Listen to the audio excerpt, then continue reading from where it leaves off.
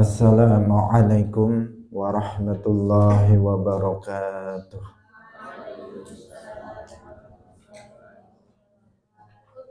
Alhamdulillahi rabbil alamin.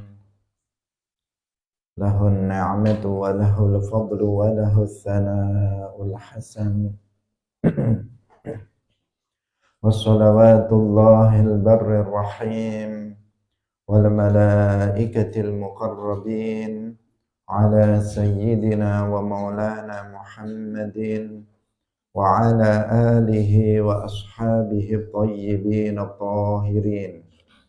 Allahumma la sahla illa ma ja'altahu sahla wa anta taj'alul hazna idza syi'ta sahla. Allahumma arzuqna al-ikhlasa fi niyyati wal qawli wal amal wa ba'du. Ila Nabiyil Mustafa sallallahu alaihi wasallam wa ikhwanihi minal anbiya'i wal mursalin wa syuhada'i was salihin, khususan ila sultanil awliya Syekh Abdul Qadir Al-Jilani wa Syekh Ahmad Ar-Rifa'i wa Syekh Baha'iddin Naqsyabandi wa Syekh Abdullah Al-Harari wa ila arwahi muassisi jam'iyyati Nahdlatul Ulama Syekh Muhammad Hashim Ash'ari wa Syekh Bisri Sansuri wa Syekh Abdul Wahab Hasbuwah wa ila arwahi jami'i ahli al-qubur minal muslimin wal muslimat. Al-Fatihah. A'udzu billahi minasy syaithanir rajim. Bismillahirrahmanirrahim.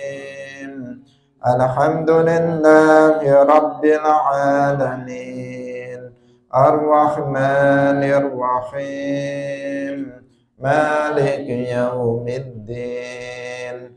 Iyyaka na'budu wa iyyaka nasta'in.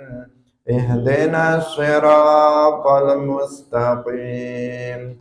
Siratal ladzina an'amta 'alaihim ghairil maghdubi 'alaihim waladdallin.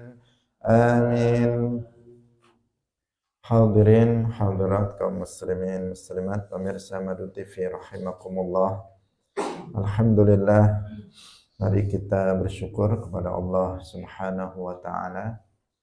Pada pagi hari ini Allah Subhanahu wa taala masih melimpahkan nikmat-nikmatnya kepada kita semuanya. Nikmat yang sangat banyak yang tidak terhitung jumlahnya. Semoga Allah Subhanahu wa taala menetapkan nikmatnya untuk kita semuanya. Amin ya rabbal alamin. Shalawat dan salam semoga tetap terlimpahkan kepada Nabi Agung Nabi Muhammad sallallahu alaihi wasallam, para sahabatnya, keluarganya, serta seluruh umat Islam yang mengikuti beliau ila yaumil qiyamah. Kita ikhlaskan niat kita masing-masing, kita ngaji lillahi ta'ala. Kita masih dalam pembahasan babut targhib fi makarimil akhlaq. Wa an Abi Darda'i radhiyallahu anhu qala qala Rasulullah sallallahu alaihi wasallam, ma min syai'in fil mizani athqalu min husnil khuluqi. Ma min syai'in ora ana iku setengah saking suwiji-wiji fil mizani ing dalem timbangan amal athqalu kang luweh abot min husnil khuluqi tinimbang saking baguse akhlak. Akhrajahu Abu Dawud wa Tirmidzi wa sahhahahu. Diriwayatkan dari Abi Darda radhiyallahu anhu, beliau berkata, Rasulullah sallallahu alaihi wasallam bersabda, tidak ada di antara sesuatu yang lebih berat dalam timbangan amal nanti pada hari kiamat yang lebih berat dari husnul khuluq. Artinya bahwa di antara amalan yang nanti akan nilainya itu berat ketika ditimbang, di mizan pada hari kiamat, di antaranya adalah husnul khuluq. Kita meyakini bahwa nanti pada hari kiamat itu ada al-mizan. Al-mizan itu timbangan amal. Bahwa amal yang kita lakukan di dunia ini, kebaikan dan keburukan nanti akan ditimbang pada hari kiamat. Apabila kebaikan seseorang itu mengungguli keburukannya, maka dia akan masuk surga tanpa azab. Tetapi apabila keburukannya itu mengungguli kebaikannya, keburukannya lebih banyak dibandingkan dengan keburukannya lebih banyak dibandingkan dengan kebaikannya, maka nanti orang ini tahta masyiatillah, di bawah kehendak Allah.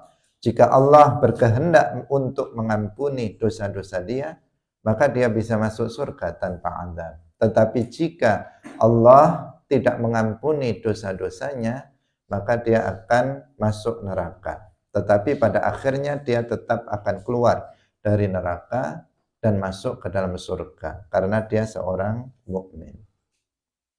Dan apabila kebaikan dan keburukannya itu sama, berimbang, sama persis antara kebaikan dan keburukannya, tidak ada yang unggul salah satu dari keduanya, maka dia ashabul a'raf. Dia tidak akan masuk ke dalam neraka, tetapi dia menunggu di pagar surga sampai penduduk surga masuk ke dalam surga, baru kemudian mereka masuk ke dalam surga. Ini orang-orang mukmin, orang-orang muslim. Nah, sedangkan orang kafir, mereka tidak memiliki kebaikan sama sekali. Sehingga ketika ditimbang amal kebaikannya, ketika ditimbang amal perbuatan yang dilakukannya di dunia, maka piringan timbangan yang semestinya itu berisi kebaikan itu kosong. Nah, sehingga dipastikan lebih unggul keburukannya, bukan unggul saja, karena memang kebaikannya sama sekali tidak ada. Karena kebaikan yang dilakukan oleh orang kafir di dunia itu tidak bernilai kebaikan. Tidak ada pahalanya, tidak diterima, tidak sah. Sehingga sama sekali itu tidak dianggap sebagai kebaikan nanti pada hari kiamat. Sehingga kosong. Piringan timbangan yang semestinya diisi kebaikan itu kosong. Itu untuk orang kafir, sehingga mereka langsung masuk ke dalam neraka. Hadirin yang dirahmati oleh Allah Subhanahu wa taala. Maka kita menginginkan nanti pada hari kiamat ketika amal kita ditimbang, kebaikan kita lebih banyak. Kebaikan kita mengungguli keburukan kita. Bagaimana caranya? Caranya ya dengan memperbanyak amal soleh. Dengan memperbanyak amal soleh, di antaranya yang nanti itu nilainya sangat berat, di antara yang paling berat bisa mengisi piringan timbangan kebaikan kita adalah husnul khuluq.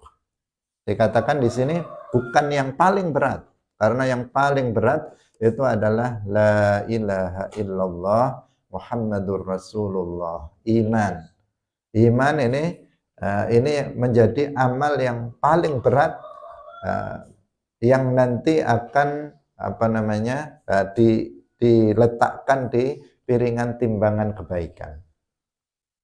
Nah, di antara yang paling berat setelah iman kepada Allah dan Rasulnya adalah husnul khuluq, akhlak yang mulia. Nah, sudah kita ceritakan akhlak yang mulia. Kriterianya berapa? 3. Dia harus mampu berbuat baik kepada siapa saja karena Allah. Dia mampu bersabar ketika disakiti oleh orang lain. Kemudian dia mampu untuk menahan diri untuk tidak menyakiti orang lain dengan tangannya, dengan lisannya, dengan kakinya, dan seterusnya. Secara umum, itu sudah kita jelaskan berkali-kali. Secara rinci dijelaskan dalam hadis-hadis Nabi yang sedang kita bahas ini. Apa saja akhlak mulia yang semestinya kita jalankan agar nanti pada hari kiamat ini menjadi amalan kebaikan yang nilainya sangat berat, sehingga nanti bisa menjadikan kebaikan-kebaikan kita mengungguli keburukannya, sehingga seseorang bisa langsung masuk surga tanpa azab.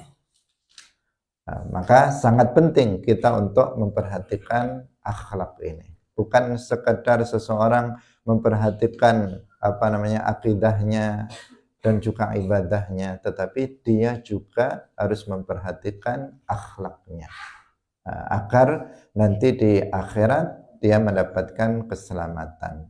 Yang terpenting memang akidah yang sahihah, akidah yang benar, keimanan yang benar, itu yang terpenting, yang tidak tergantikan. Tetapi juga di antara hal yang sangat penting kita perhatikan adalah akhlak. Hadirin rahimakumullah, kita lanjutkan kembali. Wa an ibni Umar radhiyallahu anhuma qala Rasulullah sallallahu alaihi wasallam, al haya'u utawi isin iku minal imani, setengah sangking iman. Muttafaqun alaih. Rasulullah sallallahu alaihi wasallam bersabda, malu itu adalah sebagian dari iman. Muttafaqun alaih.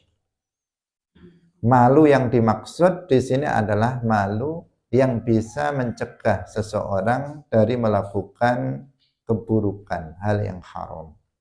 Ini yang disebut dengan al-haya sebagai bagian dari iman. Karena al-haya itu ada dua macam. Malu itu ada dua macam. Ada al-haya'u al-mamduh, ada al-haya'u al-mazmum. Ada malu yang mamduh, yang terpuji, yang baik. Ada al-haya'ul mazmum, ada malu yang tercela, yang enggak baik. Apa al-haya'ul mamduh? Apa yang dimaksud dengan malu yang terpuji, malu yang baik? Yaitu malu yang bisa mencegah seseorang dari melakukan perbuatan yang haram.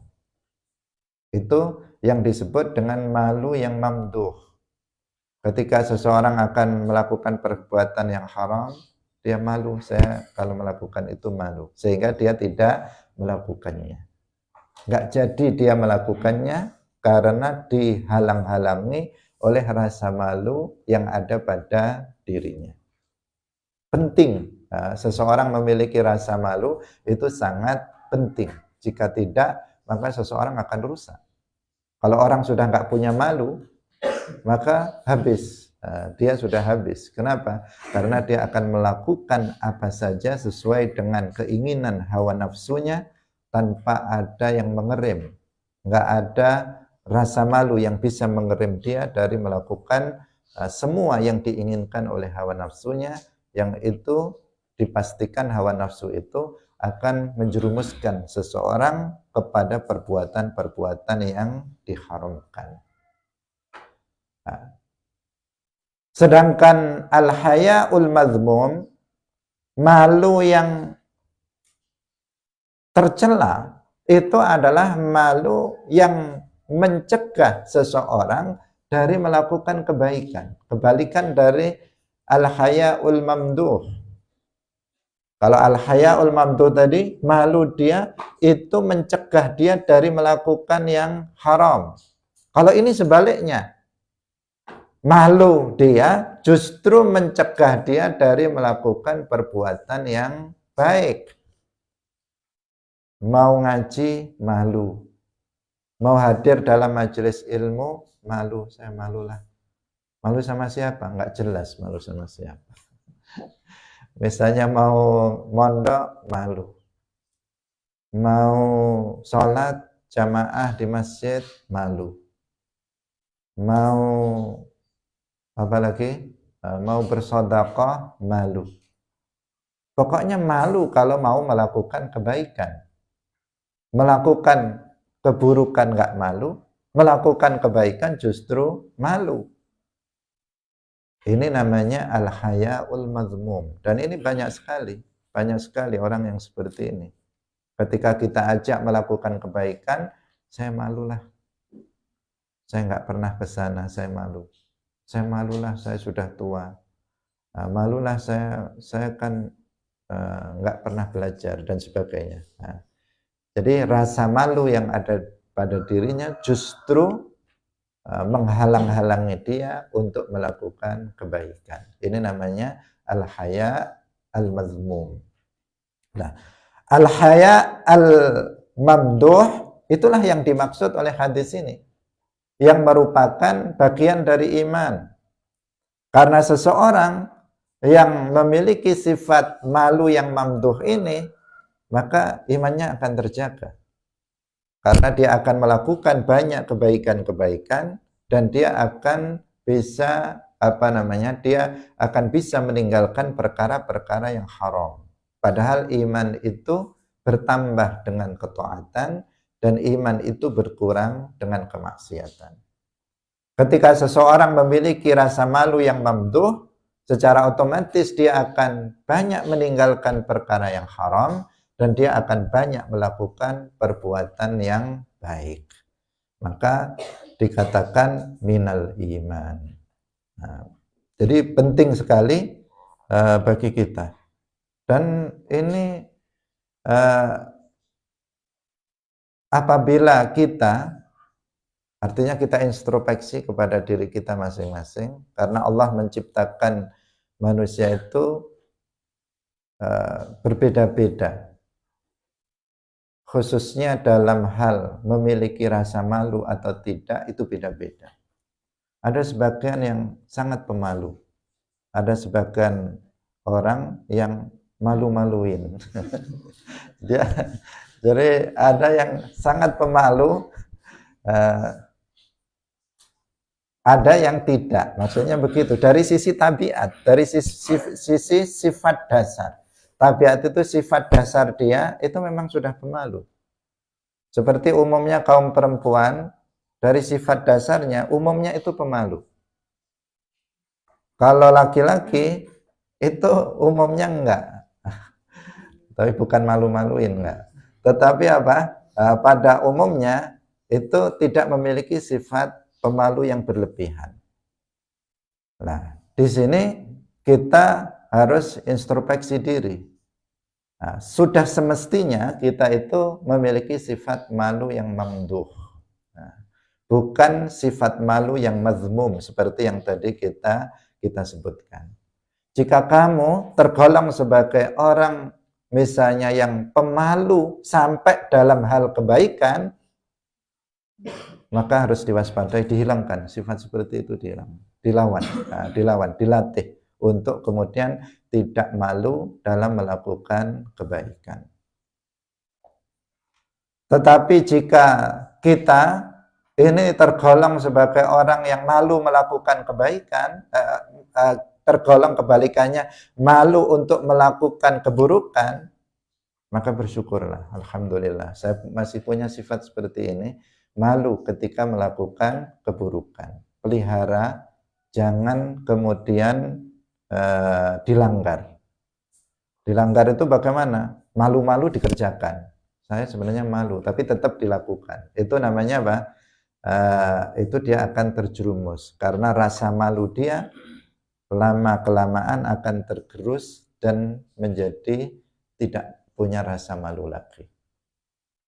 Nah, jadi sifat malu itu sangat penting. Harus dimiliki bukan hanya oleh perempuan, tetapi juga oleh perempuan, oleh semua kita harus memiliki sifat malu yang mamduh.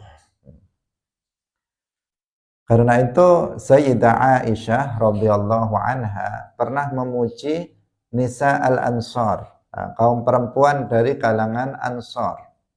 Kenapa? Karena mereka itu tidak malu untuk belajar ilmu agama. Mereka punya rasa malu, tetapi rasa malu yang mereka miliki tidak menghalangi mereka untuk belajar ilmu agama.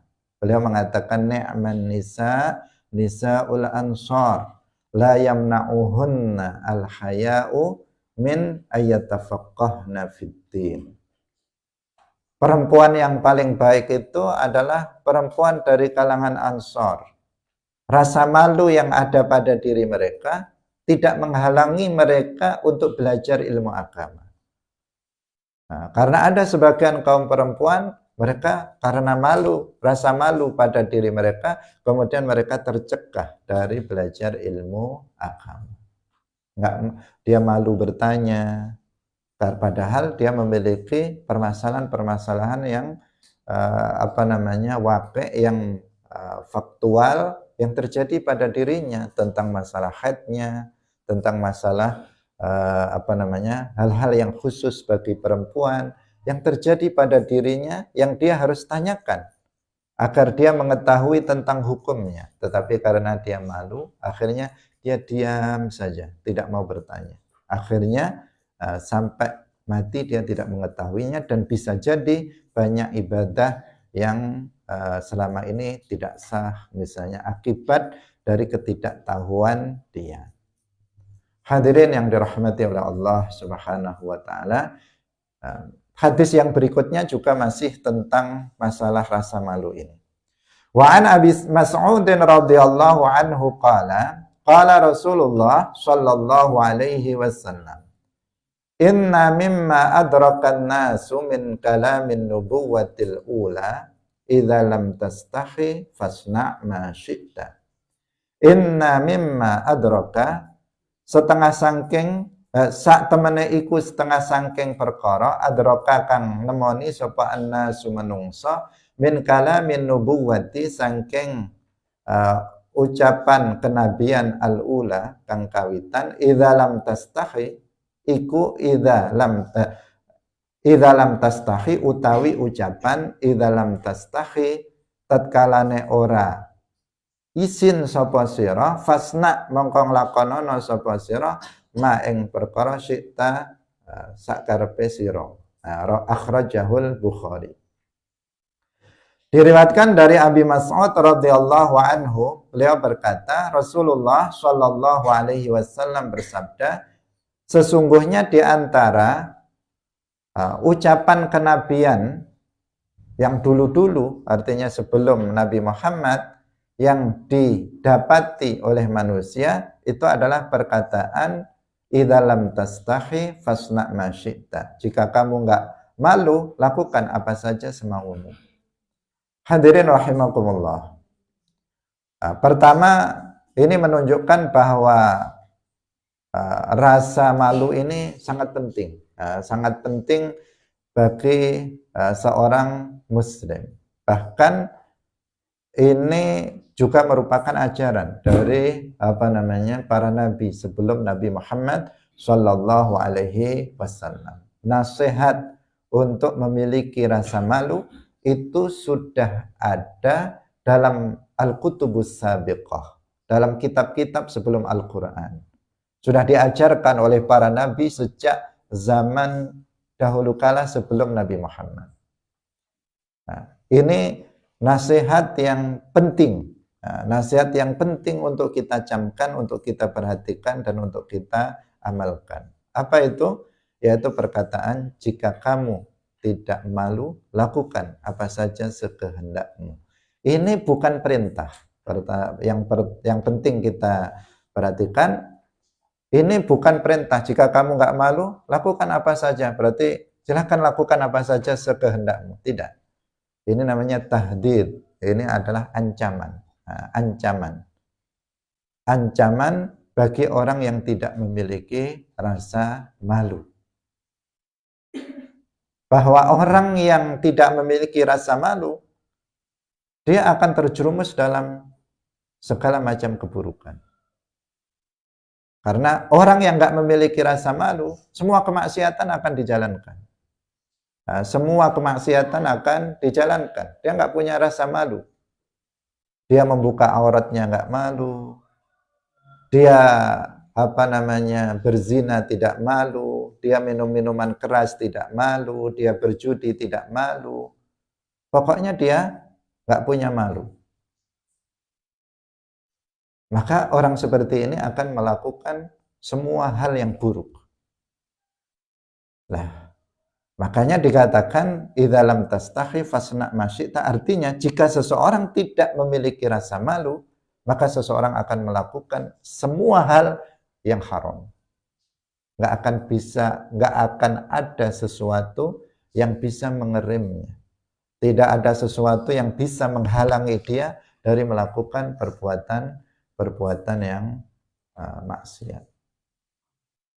Pada masa sekarang sudah banyak orang yang kehilangan rasa malu. Sehingga banyak orang yang justru mengumbar dan memperlihatkan kemaksiatan yang dilakukannya. Apalagi di zaman media sosial. Demi untuk mendapatkan apa? Mendapatkan duit. Semuanya ujung-ujungnya adalah agar bisa mendapatkan harta, mendapatkan uang. Seseorang mengorbankan rasa malunya, melakukan semua perbuatan yang tidak baik demi untuk mendapatkan apa? Mendapatkan uang. Sebab yang paling cepat viral itu yang buruk-buruk. Kalau ngaji kayak gini ya nggak viral. Sulit viralnya. Entah kita sudah ngaji berapa tahun ini ya. Sudah ngaji sejak tahun 2018 sampai sekarang. Sudah berapa tahun? 5 tahun atau 6 tahun. Nggak viral-viral. Tidak viral-viral. Karena kita ngaji lurus-lurus saja. Kita ngaji kebaikan, lurus ngaji kitab, maka ya nggak viral-viral.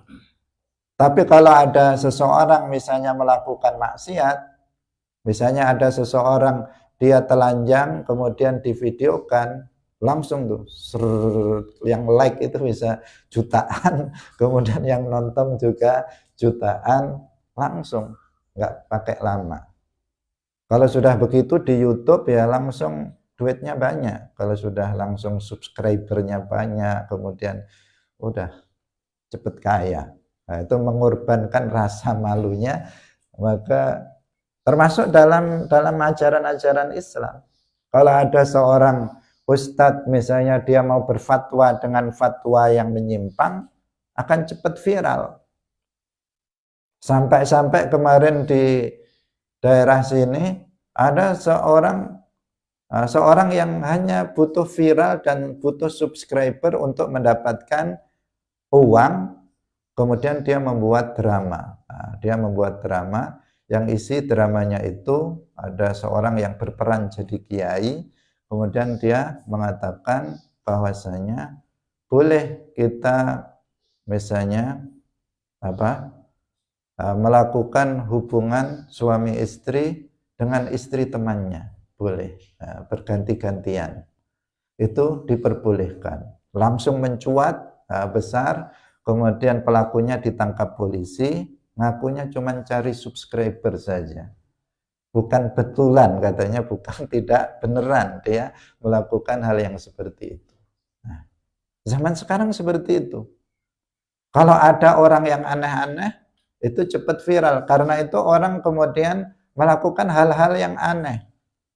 Hal-hal yang maksiat. Hal-hal yang diharamkan. Mengeluarkan fatwa-fatwa yang beda dengan kebanyakan orang, melakukan perbuatan-perbuatan yang nggak dilakukan oleh orang, dari hal yang mubah sampai hal yang haram itu dijalankan. Ada yang sampai buat konten misalnya, buat konten yang sangat berbahaya. Ketika buat konten ternyata dia jatuh ke jurang, ada juga. Ada yang buat konten di dekat ular, akhirnya dipatok ular mati, dan sebagainya.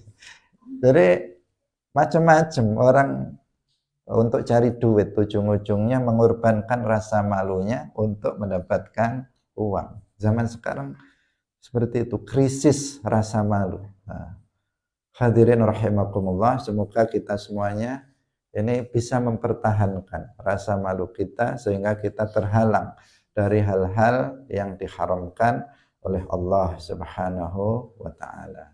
Nah, Jangan kita terhasut oleh oleh rayuan harta, kekayaan, duit, uang yang kemudian itu menghilangkan rasa malu kita demi untuk meraih dunia. Kita lanjutkan kembali. Wa an Abi Hurairah radhiyallahu anhu qala Rasulullah sallallahu alaihi wasallam. Sekarang ganti tema. Tadi malu, sekarang ganti tema. Al-mu'minul qawiyyu, al-mu'minu utawi wong mukmin, al-qawiyyu kang kuat. Iku khairun luweh bagus, wa ahabbulan luweh den temeni ilallahi maring Allah, minal mu'mini tinimbang saking wong mukmin ad-dhaifi kang apes. Wa fi kullin lan wa fi kullin khairun, wa fi kullin lan iku ing dalam saben-saben iku kabeh khairun utawi kebagusan. Wa fi kullin lan iku wa fi kullin khairun lan iku ing dalam saben-saben kang wis kasebut khairun utawi kebagusan. Ihris njaga sapa sira alama ing atase perkara yang fa'uka kang manfaati apa ma ing sira. Wasta'in lan jaluk tulung sapa sira billahi kelawan Allah, wala ta'jiz lan ojo apes sapa sira.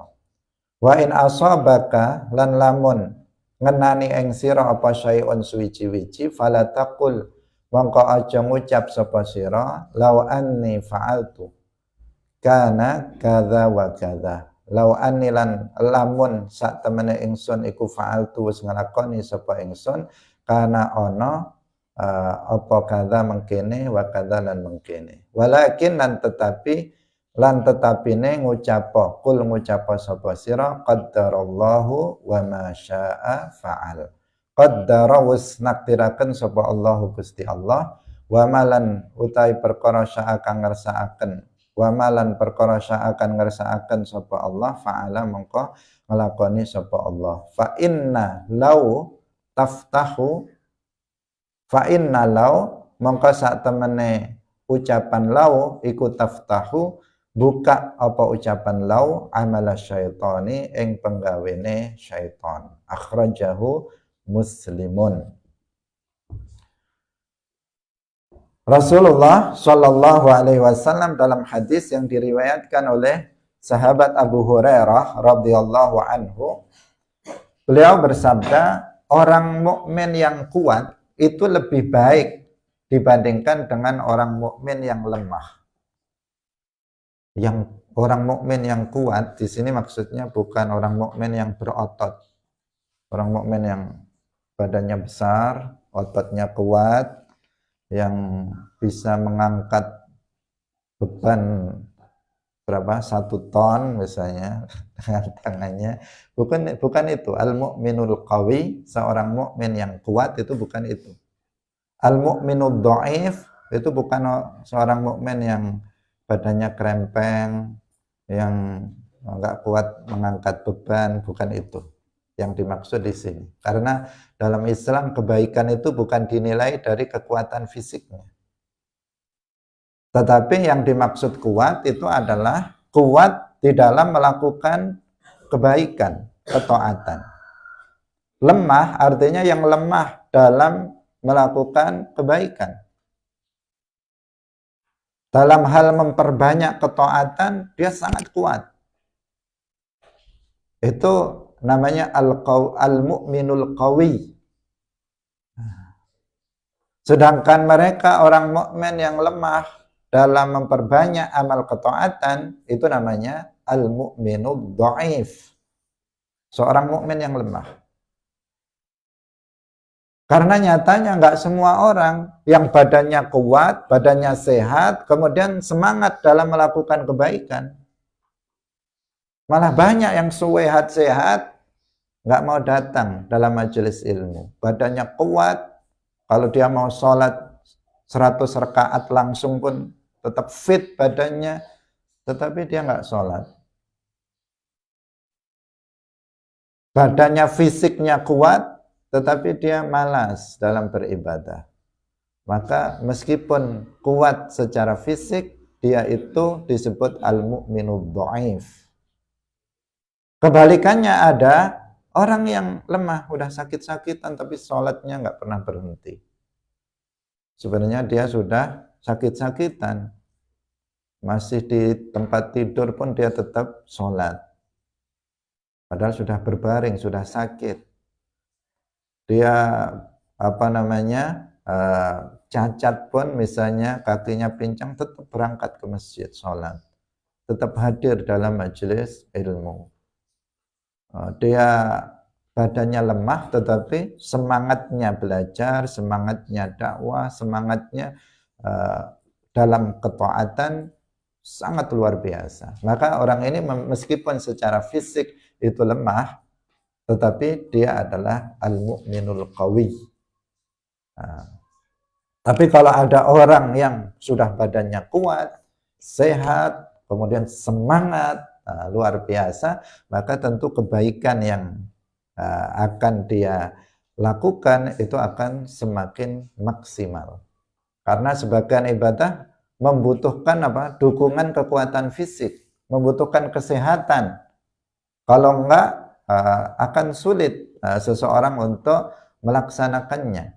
Seperti sholat membutuhkan kesehatan fisik, minimal adalah kesehatan fisik.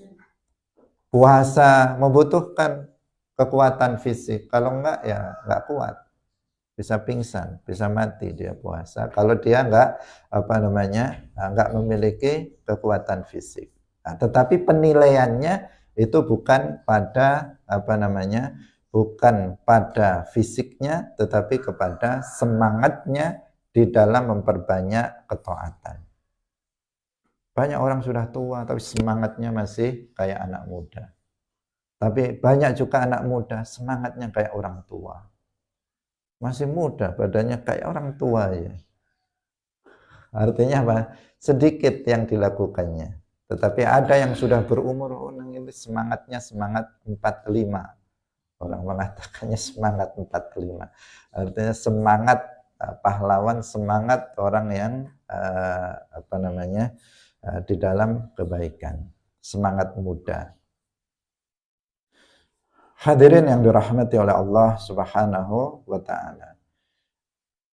Seorang mukmin yang kuat itu lebih baik dan lebih dicintai oleh Allah daripada orang mukmin yang lemah. Itu tadi yang dimaksud, seorang mukmin yang dia kuat di dalam memperbanyak amal saleh itu lebih baik dan lebih dicintai oleh Allah dari seorang mukmin yang malas-malas dalam memperbanyak ketaatan kepada Allah Subhanahu wa taala. Ihris ala ma yanfa'uka.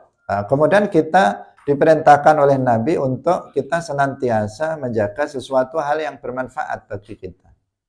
Nah, untuk melakukan sesuatu yang bermanfaat bagi kita. Wasta'in billah, meminta tolong kepada Allah, agar kita meminta tolong kepada Allah, wala ta'jiz, dan kita tidak lemah, tidak memiliki sifat ajiz, sifat lemah. Yang Nabi sendiri dalam salah satu doanya, beliau itu meminta perlindungan kepada Allah dari sifat al-kasal wal ajiz, sifat malas dan sifat lemah dari melakukan perbuatan-perbuatan yang baik, ketaatan.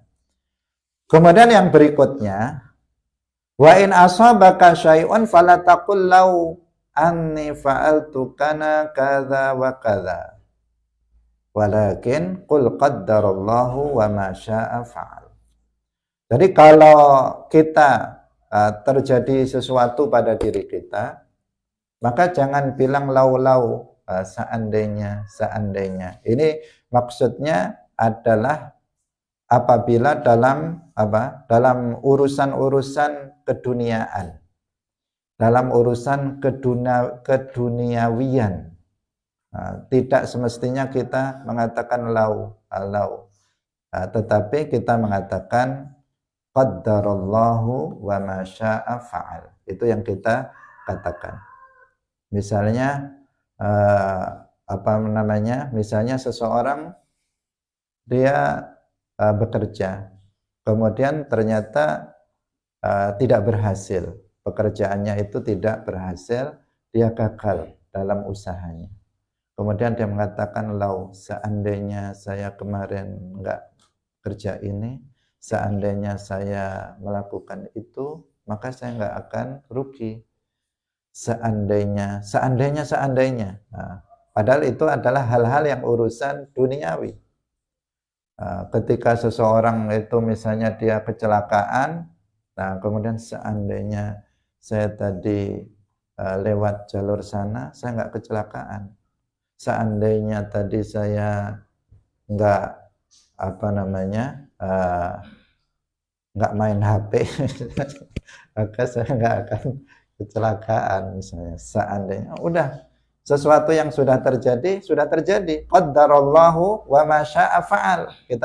Kita ucapkan itu, qaddarallahu wa ma syaa fa'al. Seandainya enggak perlu. Apa yang sudah ditakdirkan oleh Allah pasti terjadi. Apa yang Allah kehendaki terjadi, maka terjadi. Udah, selesai. Enggak usah seandainya. Itu maksudnya. Jadi dalam urusan apa? Dalam hal urusan duniawi. Tetapi kalau dalam urusan ukhrawi, seseorang boleh mengatakan seperti itu. Misalnya seseorang sudah dia berumur lanjut.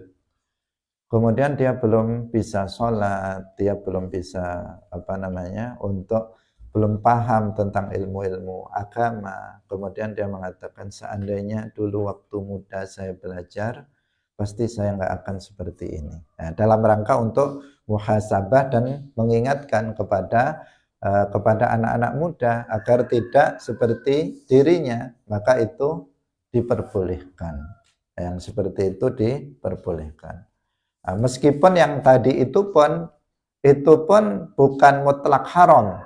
Seandainya seseorang mengatakan seandainya saya dalam urusan duniawi, itu adalah makruh. Dia mengatakan seperti itu, tetapi sebaiknya dia meninggalkan ucapan seperti itu. Tapi dalam urusan yang tidak berhubungan dengan sesuatu yang duniawi, masalah agama, masalah ketaatan, maka boleh seseorang mengucapkannya dalam hak sebagai muhasabah bagi dirinya dan memberikan pelajaran bagi mereka. Seandainya dulu saya waktu masih sehat, saya memperbanyak ibadah, tentu saya enggak seperti sekarang. Mau rukuk aja kesulitan, ini pinggangnya ini enggak sakit. Mau duduk saja duduk tasyahud akhir nggak bisa, kakinya sulit dibengkokkan dan sebagainya karena sudah tua. Kalau sudah tua itu kan sulit ya, mau baca Fatihah sulit, giginya sudah pada copot, nggak bisa fasih. Nggak bisa fasih, mau rukuk sulit, mau sujud sulit, nggak betah kalau lama-lama. Turunnya harus pelan-pelan. Kalau kamu kan bisa serep kan bisa. Kalau orang tua sulit. Akhirnya seandainya dulu saya masih muda, saya akan memperbanyak ibadah untuk memberi nasihat kepada anak-anaknya, anak muda, biar semangat menggunakan waktu mudanya dengan sebaik-baiknya. Itu diperbolehkan. Karena dalam Al-Quran itu ada, lau itu juga ada. Misalnya dikatakan walau amana ahlul kitabi dalam surat Ali Imran. Atau dalam ayat yang lain disebutkan walau anna ahlal kitabi amanu wattaqau. Ada kata-kata lau. Artinya berarti menunjukkan mengucapkan itu tidak haram secara mutlak. Juga tidak makruh secara mutlak, tetapi dalam hal-hal yang tadi telah kita sebutkan, yaitu dalam urusan-urusan yang di dalamnya itu ada ketomaan, tomak terhadap dunia. Itu yang hendaknya kita hindari. Jadi apa yang semestinya kita ucapkan? Kita katakan qaddarallahu wa ma syaa fa'al. Nah, itu yang kita ucapkan. Ketika kita melakukan terkena suatu musibah berupa apapun, kita katakan qaddarallah, qaddarallah, qaddarallahu wa ma syaa fa'al. Itu lengkapnya. Nah, diingat-ingat. Itu hal yang penting untuk juga kita perhatikan dalam rangka juga sebagai menetapkan keyakinan kita, keyakinan Ahlus Sunnah wal Jamaah bahwa segala sesuatu yang terjadi di alam semesta ini berupa apapun itu semuanya sudah takdir Allah, sudah ditetapkan oleh Allah, sudah tertulis di Lauhul Mahfuz, nggak bisa kita menghindarinya. Dengan cara apapun kita nggak bisa untuk menghindari terjadinya sesuatu yang telah ditakdirkan oleh Allah Subhanahu wa Ta'ala. Apakah itu berupa kebaikan, apakah itu berupa keburukan, apakah itu berupa ketaatan, apakah itu berupa kemaksiatan, jika itu sudah ditakdirkan, maka akan terjadi. Kita nggak bisa menghindarinya. Maka kita katakan, qaddarallahu wa ma syaa fa'al. Seandainya itu dilakukan oleh orang lain, misalnya, kita juga mengatakan qaddarallah, sesuatu yang sudah ditakdirkan, maka terjadi. Bukan kita kemudian mengatakan sesuatu lau-lau yang tidak semestinya. Kenapa? Karena ya sudah ditakdirkan maka terjadi. Wa an Iyadh bin Himar radhiyallahu anhu qala Rasulullah sallallahu alaihi wasallam, innallaha satemene Gusti Allah iku auha paring wahyu sapa Allah ilayya maring ingsun, maring Kanjeng Nabi, antawadhu ing yen to padha tawadhu sapa sira kabeh, hatta la yabghiya, sehingga ora zalimi sapa ahadun wong suci ala ahadin ing atase wong suci kang weneh, wala yafkharu lan ora sombong sapa ahadun wong suci ala ahadin ing atase wong suci kang weneh. Akhrajahu Muslimun. Diriwayatkan dari Iyadh ibn Himar radhiyallahu anhu, beliau berkata, Rasulullah shallallahu alaihi wasallam bersabda, sesungguhnya Allah menurunkan wahyu kepadaku agar kalian itu saling bertawadhu satu dengan yang lain, sehingga salah seorang di antara kalian itu tidak menzalimi pada yang lainnya dan tidak sombong pada yang lainnya. Nah, tawadhu ini juga termasuk akhlak mulia. Tawadhu sangat penting. Tawadhu ini ibadatun azimah, ibadah yang sangat agung, yang ini adalah pintu kebaikan-kebaikan. At-tawadhu ini menjadi pintu kebaikan-kebaikan bagi kita. Jika kita sebagai orang yang mutawadhi', orang yang rendah hati, mutawadhi' rendah hati, maka kita akan memperoleh banyak sekali kebaikan-kebaikan. Kita akan banyak memperoleh ilmu, kita akan banyak melakukan kebaikan-kebaikan. Dan banyak sekali hal baik yang akan kita dapatkan dengan kita menghiasi diri kita dengan sifat tawadhu. Tawadhu artinya apa? Artinya rendah hati, tidak tidak sombong. Dia tidak meninggikan diri, tidak merendahkan orang lain. Itu namanya tawadhu, rendah hati. Kebalikan dari sombong. Tidak menolak kebenaran dari orang yang mengucapkannya. Tidak menghina orang lain, tidak mencela orang lain. Dia merendahkan dirinya dari orang lain. Itu yang disebut dengan at-tawadhu. Dan tawadhu ini kunci dari kebaikan, seperti yang tadi sudah kita sampaikan. Tawadhu juga kunci dari keberhasilan dalam belajar ilmu agama, kunci keberhasilan di dalam berdakwah, kunci keberhasilan di dalam mengajar ilmu agama dan seterusnya. Seseorang yang mutawadhi, dia akan banyak belajar. Dia akan belajar kepada siapa saja. Orang yang mutawadhi. Tapi orang yang sombong nggak akan pernah belajar. Dia nggak akan pernah belajar. Karena itu dikatakan ada ithnani la yata'allamani abadan. Ada dua orang yang nggak akan pernah bisa belajar. Yang pertama al-mutakabbir, yang kedua al-mustahi. Yang pertama orang yang sombong, yang kedua orang yang malu. Yang tadi, malu yang mazmum tadi. Karena sombong akan menghalangi seseorang untuk bisa belajar. Ketika dia merasa lebih dari yang lain, dia merasa nggak perlu belajar kepada orang lain tersebut.